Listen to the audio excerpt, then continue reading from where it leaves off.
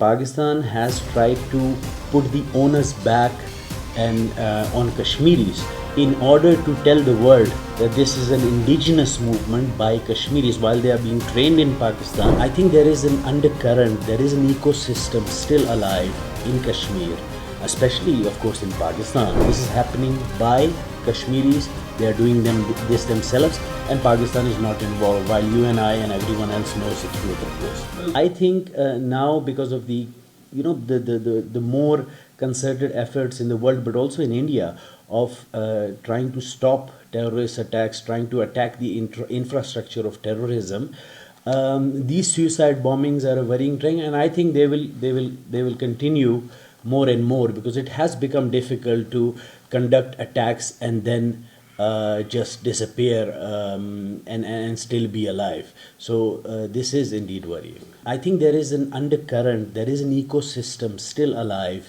in Kashmir, especially of course in Pakistan, through their madrasas which are operating there.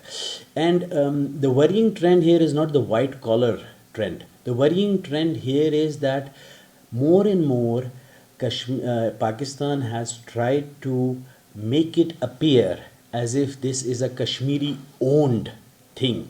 In the past, India has been very successful at diplomatic levels in exposing cross-border terrorism by Pakistan, whether that's from Punjab, whether that's the Jaish, Lashkar, or even the Pashtun belt.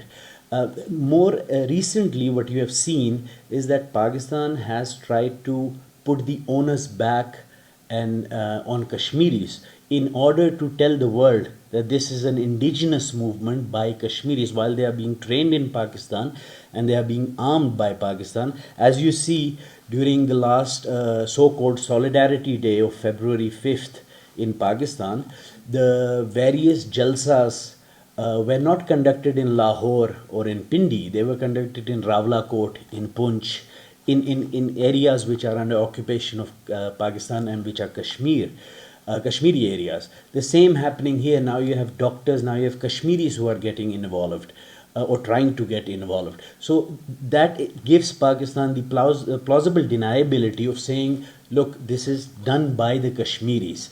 And as you may remember, just recently, a new group also came into emergence, which is the Tehreek-e-Taliban Kashmir. Again, this is an effort to try to put the onus on Kashmir and Kashmiris so that Pakistan has plausible deniability in the world and can say this is happening by Kashmiris, they are doing this themselves, and Pakistan is not involved, while you and I and everyone else knows the truth, of course. India is a very big country. You can't, it's 1.5 billion people. Unless and until people themselves will not shun the path of violence, such incidents will of course continue to happen. There needs to be a counter-terrorism preparedness, and I think India has definitely increased that. At the same time, in such a big country with 1.5 billion people, incidents are bound to happen if people subscribe to radical ideologies and they have access to weapons and ammunition, which in this neighborhood there are ample countries which are willing to provide that to people here in India. So because at the end of the day, a big country or a very sophisticated country like America, 9/11 still happened. There are still terrorist attacks happening in Europe. So no country is immune to terrorist attacks. It is the people who make the country immune to terrorist attacks, and the neighborhood, countries in the neighborhood, other players in the neighborhood which do not indulge in states' sponsorship of terrorism. And I think this particular case also has to do with the fact that India recently started a relationship with the Taliban. As you know, the foreign minister of Taliban was here. I think the Pakistanis do not like that. The Taliban is Pakistan's brainchild. It's their Frankenstein. They created them, they armed them, they gave them refugee, and they made them good enough to fight the Soviets and the Americans.